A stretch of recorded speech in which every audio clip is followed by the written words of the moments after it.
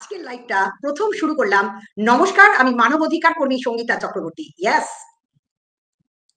অনেকে অনেক প্রশ্ন ছুড়ে দিয়েছেন, অনেকে অনেক রকম ভাবে অনেক না বলা কথা আমার মুখে বসিয়ে নিজেদের আখেরে নিজেদের future as a controversy creator প্রমাণ করার চেষ্টা করেছেন। Absolutely visible and clear. Chumki Thakur, thank you, thanks a lot. অনেকে আমার ফিউচার কেরিয়ার ডুম করবে বলে মেবি হোপ সো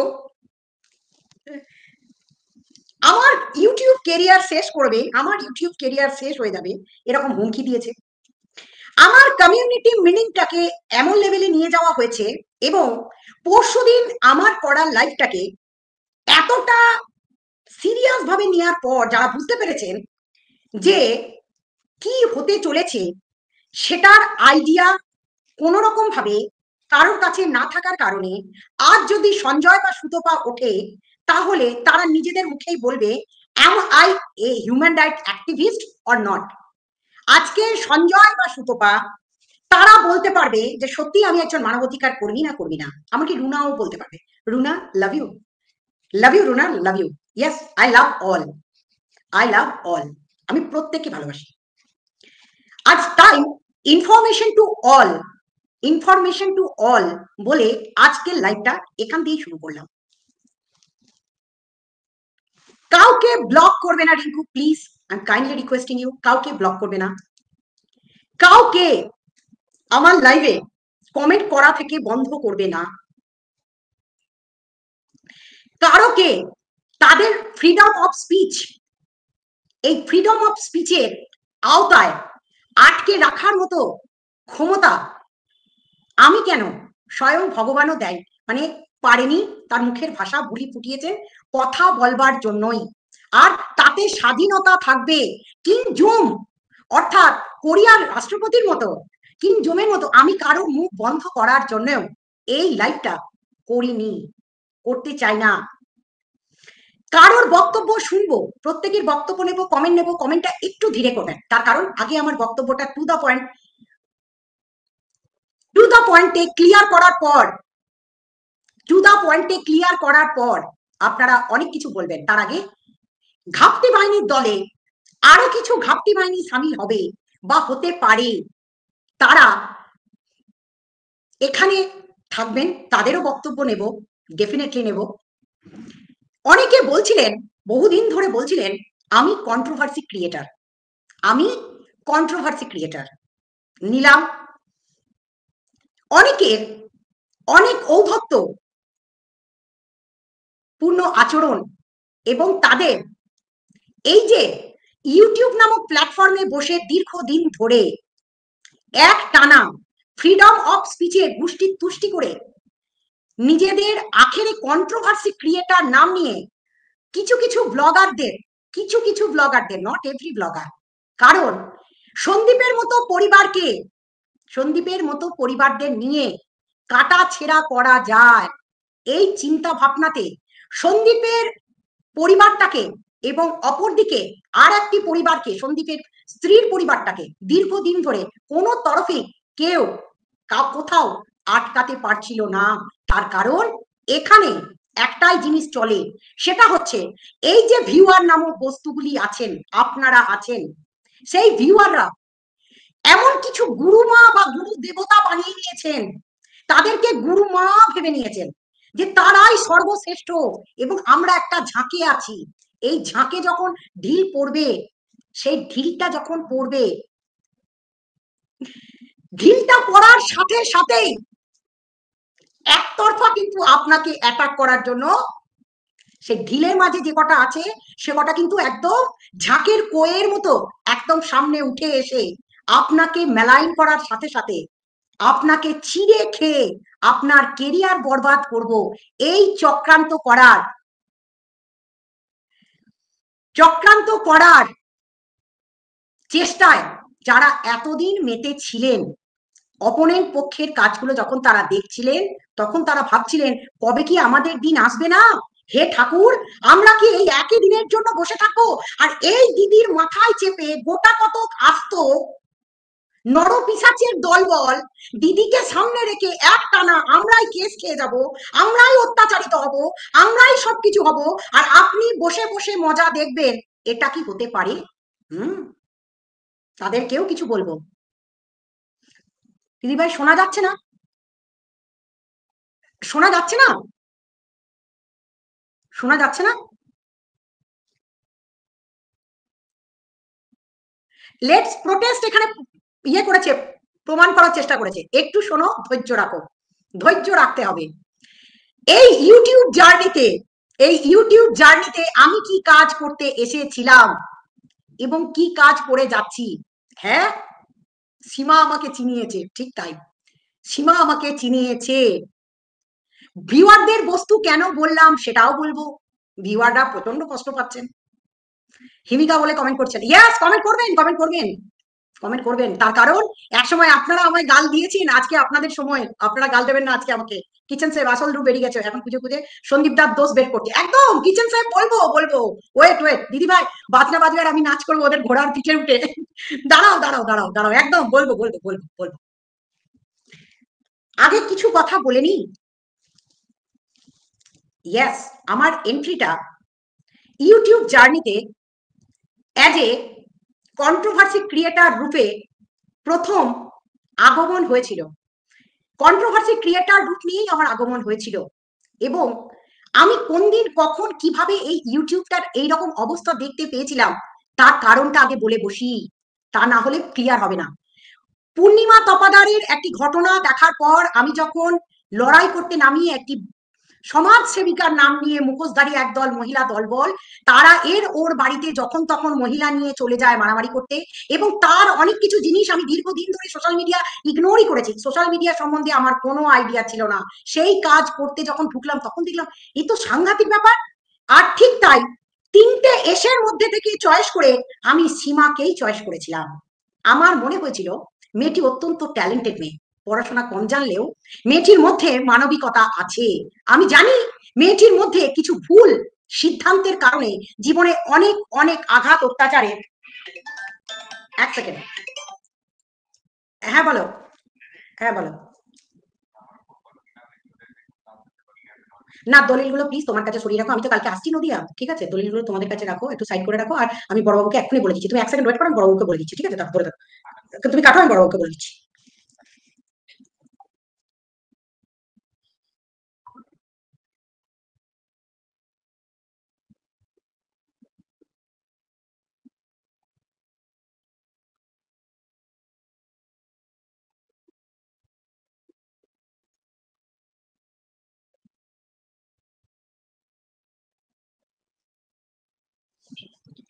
হ্যাঁ নমস্কার। হ্যাঁ বড়বাবু। হ্যালো। হ্যাঁ, আমি সঙ্গীতা চক্রবর্তী বলছি, মানবাধিকার কর্মী। বলছি মমতা বিশ্বাসের জন্য আমি কালকে আপনার সাথে এসে একবার দেখা করছি। কিন্তু ঘটনাটা হচ্ছে আপনার সাব ইন্সপেক্টর সমস্ত কিছু এভিডেন্স নিয়ে নিয়েছেন এবং সেটা জিম্মানামা করে ওকে রিটার্নও করে দিয়েছে। এখন ঘটনা হচ্ছে অপনের পক্ষকে হয়তো আপনাদের তরফ থেকে ভালোই চাপ গেছে, যার জন্য আজকে অপোনেন্ট পার্টি ডাকি করেছে, টিএমসি পার্টি অফিসের সামনে একটু জড়ো হচ্ছে। আর মমতা বিশ্বাসকে ভয় দেখাচ্ছে যে দলিল টলিলগুলো বোধহয় অকুপাই করে নেবেন। ওই সমস্ত আর ওই রকম দিন আছে আর? হ্যাঁ, আমি তো সেটাই বলছি ওদেরকে, এক্স্যাক্টলি আমি ওই কথাটাই বলছি। কি বলবো বলুন তো?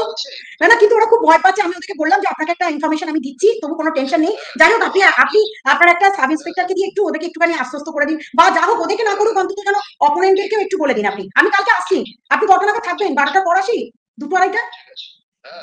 ওকে, থ্যাংক ইউ, থ্যাংক ইউ।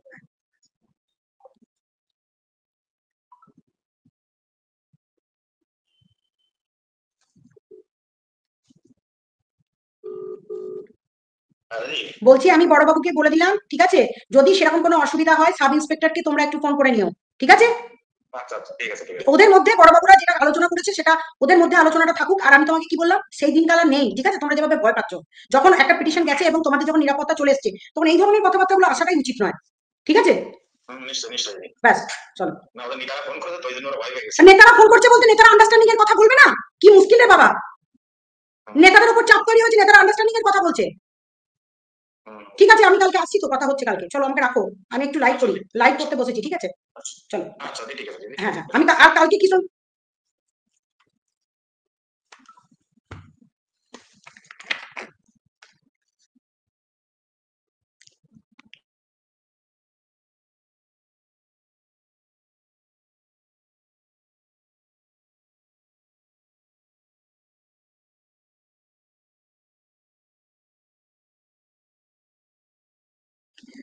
জিন্দগিতে এটাই আমি শিখিনি, সেটা হচ্ছে মিউট। কোনো জিনিস আমার কাছে কোনো লুকানোর বলে কিছু নেই, এটাই শিখতে পারলাম না। ছি ছি ছি ছি ছি।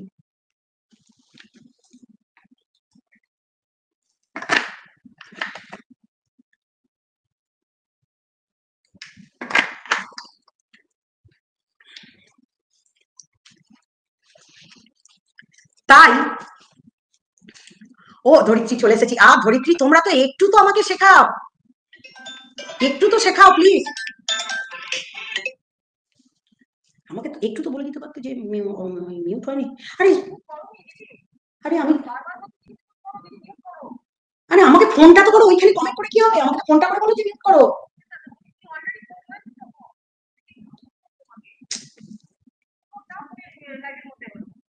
কি করা যাবে, ঠিক আছে, আর তো কিছু করার নেই।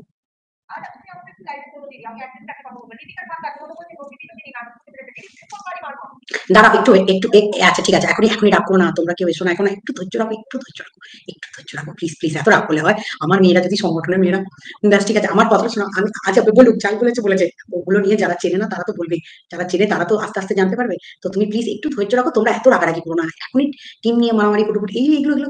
আমি আমি বলছি বলছি একটু ধৈর্য রাখো, ধৈর্য রাখো, আমি শান্ত হও শান্ত হও শান্ত হও, আমি বলি, বলে নি তারপর, হ্যাঁ হ্যাঁ।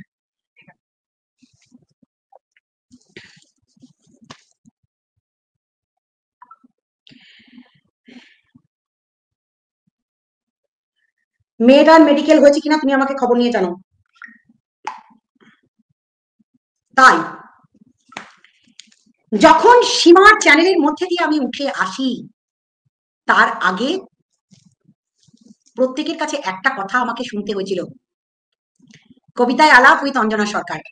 একটু একটু বলে নি তারপর আপনাদের গুলো করবো। হ্যাঁ, আমি আমি আগে বলে নি তারপর বলবো, আগে আগে কাজটা করি, কথাগুলো বলি। আজকে ঠান্ডার ব্লাউজ পরেছি, শীতের ব্লাউজ পরেছি, একটু ঠান্ডা ঠান্ডা লাগছিল বলে, এতদিন পরিনি। উফ, আসল কথা বলে না, জাস্ট ছি ছি ছি ছি ছি ছি ছি ছি ছি। মুখার্জি ফ্যামিলি ক্যানভাস, ছি, নট এক্সপেক্টেড। আমার না মুখ থেকে, আমার মুখ থেকে যেটা বেরোয়, যেটা বেরোয় সেটা কখনো এতটা অশ্লীল কথাবার্তা তার মধ্যে আসে না। হ্যাঁ, ঠিক সীমা, একদম ঠিক। তুমি আমায় জায়গা করে দিয়েছিলে ইউটিউবে, এত না হলে তো আমার পশ্চিমবাংলায় কেউ চিনতো না, কেউ জানতো না। অ্যাকচুয়ালি আমার একটা চ্যানেল ছিল, আমি নিজেই জানতাম না, তাতে 10টা ফোন নাম্বার দেওয়া ছিল এবং তারা বসে বসে এগুলো লক্ষ্য রাখতো। এবং সেই চ্যানেলটি এতদিন ধরে মানবাধিকার দিদি নামে পড়েছিল, এবং সেটা রিকভারি করে সেই চ্যানেলটাকে কিভাবে দাঁড় করাতে হবে এবং কিভাবে ইউটিউব করতে হবে, তার পুরোটাই গাইডলাইন্স যদি মেনটেন করে এতদিন পর্যন্ত ভিডিও করে থাকি, তার প্রত্যেকটা হেল্প করেছে ধরিত্রী, এবং ধরিত্রীর সাথে সোমা এবং রিঙ্কু, এরা অনেক কিছু বলেছে। তোমার সাথে আমার সম্পর্কটা ছিল শুধুমাত্র অ্যাজ এ দিদি ভাই হিসাবে নয়, দিদি ভাই হিসাবে নয়, তোমাকে বারবার বোঝাতাম, বারবার বোঝাতাম বা বুঝিয়েছি। এই কদিনে, যে কদিনের ফোন কল বা মিস কল নিয়ে তুমি বলতে বসেছো, সেটার উত্তরও আজকে দেব, সেটার উত্তরও আজকে দেব। তার আগে কিছু কথা আগে না বললে অনেকের মধ্যে অনেক অনেক অনেক প্রশ্ন থেকে যায়। অনেকে ভাবছেন যে বোধহয় ইউটিউবের কেরিয়ার, ওই প্রতিবাদ মহল চলে এসছে, ও দিদি লাভ ইউ, লাভ ইউ সোনা, লাভ ইউ, প্রতিবাদ মহলও আছে তার মধ্যে, ওয়ান অফ দেম, ইয়েস। সীমা, প্রীতম রিমি দিশানির কেসটা তুমি আমায় দিয়েছিলে? ও রিয়েলি? ই বাবা! আচ্ছা সীমা, গত 15 দিন আগে তোমার বাড়ির সামনে গেলাম, তোমার বাড়ির পাশেই এনাকে চিনতে পারছো তো, তুমি যার পাশে বসেছিলে, যার বাড়িতে বসেছিলে, চিনতে পারছো কার বাড়িতে বসেছিলে তুমি? কৃষ্ণনগর কলেজের প্রফেসর, তার কেস আমি হ্যান্ডেল করি, তুমি দিয়েছিলে না আমার? প্রফেসর, কলেজের professor, teacher, murder, POCSO act থেকে কি কি কেস আমি না করি, হ্যাঁ, কোন থানা আমায় না চেনে? আচ্ছা সীমা, তোমার সামনে থানায় বসে বড় বাবুর সামনে হাতাহাতি হবার উপক্রম হয়েছিল হাবলি কাবলিদের অফিস বন্ধ করা নিয়ে, তুমি থরথর করে কাঁপছিলে, মনে ভুলে গেছো? হুম। আচ্ছা সীমা, তুমি যখন বারবার সন্দীপের কেসটা আমায় দিতে চেয়েছো আর আমি 100 বার না করেছিলাম, মনে পড়ছে সীমা? কেন চাইনি, করতে চাইনি?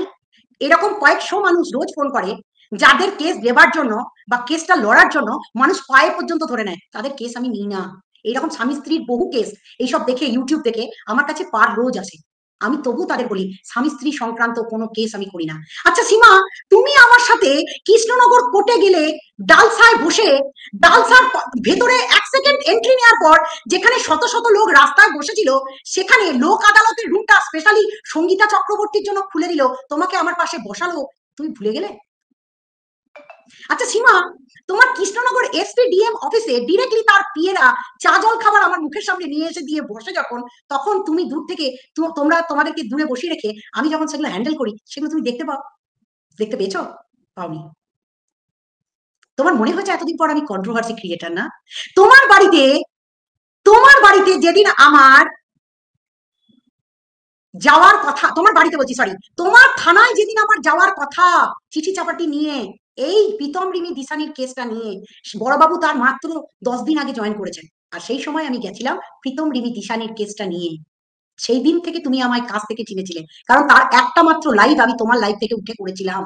তারপরে তুমি আমায় দেখেছিলে যে আমি কি লড়াই করি থানা, পুলিশ, প্রশাসন, সরকারের বিরুদ্ধে। তাই তুমি সন্দীপের কেসটা জোর করে আমার ঘাড়ে চাপিয়েছিলে। আমি বারবার তোমায় বলেছিলাম সন্দীপের কেস আমি নেব না, নেব না, নেব না। সীমা, এটা হতে পারে না, আমি নেব না, আমি স্বামী স্ত্রী সংক্রান্ত কোনো কেস কখনো করি না, করতে চাই না। কিন্তু তুমি, দিদি ভাই আজকে বাচ্চাটার জামা দেখাচ্ছে, কালকে বাচ্চাটাকে নিয়ে চলে যাবে। দিদি ভাই পরশুদিন বাচ্চাটাকে নিয়ে চলে যাবে। তরশুদিন দিদি ভাই আজকে জামা কিনছে, অমুক কিনছে, তুসুক কিনছে। সীমা, মনে পড়ছে আমি তোমায় কি বলেছিলাম? এই কেসটা সীমা খুব সহজ কেস নয়, যেটা তুমি আমায় ঢোকাতে চাইছো। তার কারণ প্রথমেই তোমায় বলেছিলাম এই কেসটার মধ্যে দুটো পক্ষেরই দোষ ছিল, আছে, কিন্তু আমাকে যদি দাঁড়াতে হয়, একটা সাইড নিতে হয়, তাহলে কোথাও নিরপেক্ষতা থাকবে না। তুমি সন্দীপদের বাঁচিয়েছো না? ফ্যান্টাস্টিক, গুড জব, বাঁচিয়েছো। কিন্তু তুমি সন্দীপের জন্য সম্বন্ধ নিয়ে তার বাড়িতেও গেছো। এই কথাটা নিজের মুখে যখন বলছো এই ওয়াইটিতে, তোমার উদ্দেশ্যটা কি? তুমি সন্দীপের বিয়ে দিতে চাও উইদাউট ডাইভোর্স? তোমার উদ্দেশ্য যদি ভালোই থাকে, ইন্টেনশনটা যদি ভালোই থাকে, তাহলে একটানা সন্দীপের সাথে তোমার লড়াইটার জন্য, সন্দীপকে একটা খারাপ ছেলে প্রমাণ করার জন্য ওয়াইটিতে বসে চোখে মাথায় এক চুলে কালার করে কানতে যেদিন বসেছিলে, সেদিনই আমি তোমায় বারণ করেছিলাম বলে তারপর থেকে তোমাকে অনেক শান্ত করার জন্য বারবার ফোন করে বোঝাবার চেষ্টা করতাম এটা ছেলে মানুষই নয়, এটা একটা কেস, এটা একটা কেস এবং এটা একটা লিগ্যাল ম্যাটার। যেখানে তুমি কানতে বসেছো, সেটা যেটা করছো তুমি, যেটা তুমি করছো সেটা তুমি করো না। তাই তোমার এই কদিনের আমার ফোন কল বা কল লিস্ট বা আমার ফিডিং তোমার কাছে খুব কন্টেন্টের বস্তু হয়ে গেছে। ফ্যান্টাস্টিক, এটা তোমার কাছে কন্টেন্ট হতে পারে, কিন্তু আমার কাছে সন্দীপের পরিবারটার কোনো কন্টেন্ট নয়। তাই আমি যার পাশে দাঁড়াই, তুমি ভালো করেই জানো যে প্রীতম রিমি দিশানির 3জনকে শিক্ষা দেওয়ার জন্য দিশানির উপর দিয়ে যখন আইটি অ্যাক্টের মামলা করেছিল তপন পাল, তখন সবকিছু ফেলে দিয়েও আমি কিন্তু দৌড়ে গিয়েছিলাম দিশানিকে বাঁচাতে। আবার যখন শুনেছিলাম সৌরভের সাথে দিশানির সম্পর্কে সমস্যা হচ্ছে, তখন দিশানিকেও ফোন করে বলেছিলাম তোর পাশে আছি, দিশানি আমাকে জন্মদিনের উইশ করেছে। কিন্তু তুমি এই তোমার একটা সম্বন্ধ, মানে তুমি যাকে দেখে দিয়েছো তার সাথে সন্দীপকে বিয়ে করতে হবে, এই মানসিকতা নিয়ে যখন তুমি তোমার দিদি ভাইয়ের জন্মদিনে ছোট্ট একটা উইশ করা পর্যন্ত দূর কি বাত, আমি যখন বলেছিলাম, বারবার ফোন করছিলাম, সেটুকু তুমি পর্যন্ত করনি। আর তুমি আমায় শেখাবে, ডু ইউ থিঙ্ক সো কি তোমার মতো একটা চ্যানেল আমার জীবন, আমার career, my goodness, seriously Sanjay এবং সুতপা তোমার থেকে এনাফ এনাফ শক্তিশালী ছিল, আছে, এবং তারা লড়াই করতে জানে, তবুও তারা পাল্টে গেছে। তার কারণ তারা প্রথমে আমাকে হালকা ভাবে নিয়েছিল এবং তারা গুয়ের নেড়ি নিয়ে চলে যাচ্ছে, নোংরা নোংরা কথা যখন বলছিল, তাই বাধ্য হয়ে তোমাকে আমি বলেছিলাম সীমা তোমার ওই জোড়া পায়ে লাথি মারা এই কথাগুলো বলা যেতে পারে, যতটুকু বলা ততটুকুই বলতে বলেছিলাম। কিন্তু পরবর্তী দিনে তোমাকেই পুলিশ স্টেশনে নিয়ে গিয়ে তুমি যখন দুখেনের জন্য কাঁদতে বসেছিলে, তাই তোমাকে বলেছিলাম, তুমি দুখেনকে নিয়ে যখন ভিডিও নামিয়েছিলে এবং কাঁদছিলে, তোমার কান্নার চোখের জল দেখার সাথে সাথে আমি তোমায় ফোন করে বলেছিলাম চোখের জলটা মোছো। হ্যাঁ, আমি লাইভ দেখি, কখন দেখি জানো? এই যে সারাদিনে দেখতে পাইনি, ঠিক সময়ে একবার না একবার হলেও আমার সাথে সারাটা দিন তুমি থাকো। তুমি ভালো করে জানো আমি কোনো ফোন অ্যাডিক্টেড নই। আমাকে শুধুমাত্র ইনফরমেশন দেবার মতো ওইটুকু লোকজন আছে যারা টু দা পয়েন্টে কেটে ওইটুকু জায়গা আমাকে পাঠিয়ে দেয়। হ্যাঁ, রাত্রেবেলার দিকে আমি 2:30-3টে পর্যন্ত কাজ করি, সেটা তুমি খুব ভালো করে জানো। তুমি খুব ভালো করে জানো দিদি ভাই কি কাজ করে আর কাদের সম্বন্ধে তুমি বলছো। তোমার চোখের সামনে আমি কাউকে ভিডিও করতে পর্যন্ত দিইনি। তুমি সেই মেয়েটির কথা, যে মেয়েগুলোর কথা নয়, যাদের কেস আমি এখানে লড়ি, লড়ার পর তারা সফলতা তো 200% পান, পাওয়ার পরেও তাদেরকে ভিডিওতে দেখাই না। যদি একটা আধটা হালকা ফুলকা, এত বড় আইনের হনু কেন এখন তিলক তোমার বিচার হইল না? কার বিচার চাইছে জানি না, যাই হোক। আচ্ছা সীমা, কমিউনিটি পোস্টের মিনিং বোঝার আগে তুমি এটা বোঝার চেষ্টা করনি যে দিদি ভাই তুমি কন্ট্রোভার্সি ক্রিয়েটার বলেছো। হুম, তুমি আমার টার্গেটে নেই, তুমি আমার টার্গেটে নেই। কারণ টার্গেট যদি তুমি আমার হতে, তাহলে আজকের এই লাইভটা না করে আমি তোমার কি কি করণীয়, যা যা সঞ্জয়ের ক্ষেত্রে করেছি, যা যা সুতপার ক্ষেত্রে করেছি, যা যা হিড়িম্বার ক্ষেত্রে করেছি, সেম জিনিসটাই তোমার ক্ষেত্রেও করতে পারি এবং পারবো অনায়াসে। তোমার ওই 60,000-এর চ্যানেল নিয়ে তুমি নিজেকে বিশাল বড় সেলিব্রিটি ভাবতে পারো, প্রীতম রিমি দিশানির মতো। তোমার কেরিয়ারটাও কোন দিন না কোন দিন বহু মানুষের চোপাট করতে গিয়ে তোমার ওই গোটা কত ওই দিদি দাদা পাতিয়ে যে কটাকে সার্কেল বানিয়ে নোংরা কথা বলাচ্ছ, এখান থেকে ঘেটি ধরে সেই জায়গায় এনে তারা যেমন দৌড়ে বেরিয়েছে, তারা যেমন বলেনি, তারা কষ্ট পেয়েছে একটানা, যে একটাই কথা তাদের মধ্যে থেকেছে, যে আমরা কেন একতরফা ভাবে শাস্তি পাবো, কেন একতরফা শাস্তি হবে। যখন দীর্ঘদিন ধরে লাইভ করে বলে গেছিলাম, আমি বলতে চাইনি, বারবার আমাকে আসতে হয়েছে, লাইভ করতে হয়েছে ডিউ টু তোমাদের জন্য। কি বলছিলে? রাত্রি 1:30-2 পর্যন্ত হোয়াটসঅ্যাপ কল, আমি বাড়ি তো ফিরি 1:30, 2, 2:30, 3টে। সন্দীপের পাশে থাকার জন্য বার্তা দিয়েছিলাম, যেটা বলবে তোমরা এইটা অন্তত ক্লিয়ার করে দিও কেস সংক্রান্ত বিষয়ে। কিন্তু প্রেসের কি পিটিশন, কি অবস্থা, কি পরিণতি, সেগুলো তোমার সঙ্গে আলোচনা করিনি। সোমা বিউটি বলছে এসে গেছি, তুমি খালি এসেই যাও। তুমি সেই কল কি বলতে, আমি এর সঙ্গে যুক্ত নই, ওর সঙ্গে যুক্ত নই, তুমি দীপ্তিকে চিনিয়েছো আমায়, তুমি রিম্পাকে চিনিয়েছো, তুমি ইপসিতাকে চিনিয়েছো, তুমি গ্যালাক্সি অফ কন্ট্রোভার্সিকে চিনেছো। হ্যাঁ ঠিক, তুমি চিনিয়েছো। তাই তাদেরকে যখন কলে নিতাম, তখন আরেকজন ছাগলের তৃতীয় সন্তানের মতো কানতে বসতো না দীপ্তির কাছে যে আমাকে ম্যাডাম বিশ্বাস করে না, আমাকে কলে নেয় না। তাই দীপ্তি তাকে কলে অ্যাড করেছিল। হ্যাঁ, আমি তাদেরকে বিশ্বাস করা ভরসা করার জায়গাতে কোনো কিছু দিইনি, একটা পিটিশনও দিইনি। কিন্তু কি বলতে হবে কেস সংক্রান্ত, যে এটা বললে যতটুকু না বলা নয় ততটুকুই বলেছি। কার জন্য বলেছি? সন্দীপের ভালোর জন্য বলেছি। কিন্তু একটা কথা বলি সীমা, তুমি যে মেয়েটি চয়েস করেছো, বিয়ে দেবে বলে ঠিক করেছো, আজকে লাইভে বলেছো কানতে বসেছিলে দুঃখের জন্য, কানতে বসেছিলে সন্দীপের জন্য।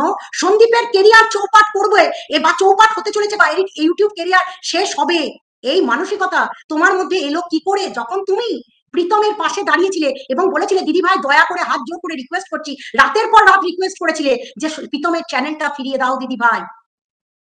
সেই সীমার মধ্যে এই ধরনের মানসিকতা, তুমি ডু ইউ থিঙ্ক সো যে আমি আর দুঃখের ইজ দ্য সেম ক্যাটাগরি? এই দুঃখেনকে যেদিন রাত্রেবেলাতে পুলিশে তোলার ব্যবস্থা হচ্ছে, তুমি দুঃখেনের পাশেও দাঁড়িয়েছিলে। কিন্তু সেই দুঃখেন তোমাকে জলিল করার জন্য তোমার সাথে সন্দীপের সম্পর্ক বানিয়ে দিয়েছিল, তার জন্য প্রটেস্ট করেছিলাম আমি এবং বলেছিলাম সীমা এই কথাগুলো বলছে, এগুলোর উত্তর তুমি দাও। তুমি কি বলেছিলে? দিদি ভাই আমি 2 দিন লাইভ করে নিয়েছি, ওকে যা ভিউজ দেওয়া দিয়ে দিয়েছি, আর আমি ওকে ভিউজ দেবো না। হ্যাঁ বলেছিলে, বলেছিলে। কিন্তু এই দুঃখেনের জন্য, তোমার কান্নার জন্যই আমি দুঃখেনের নামে এফআইআর করিয়ে তার অ্যাকশন নেওয়া করিয়েছি এবং দুঃখেনকে বন্ধ করিয়েছি, শুধু তোমার কান্নার জন্য।